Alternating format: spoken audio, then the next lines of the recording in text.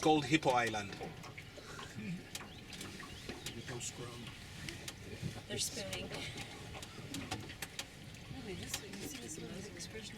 I know. He's happy. They look so peaceful until you get very close. They're cuddling.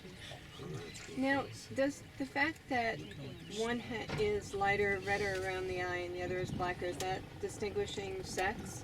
Yeah, sometimes it's sex and age. Okay. Those are happy hippos. I'd coin that phrase.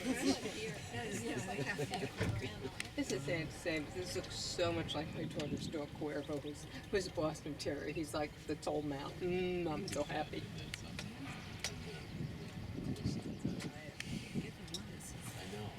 The one that's sleeping with the smile? That is so yes. Looks like they're smiling. Yeah. It's not to smile about. Had a good meal. You're chilling in the river with your buds. The stupid tourists aren't being obnoxious.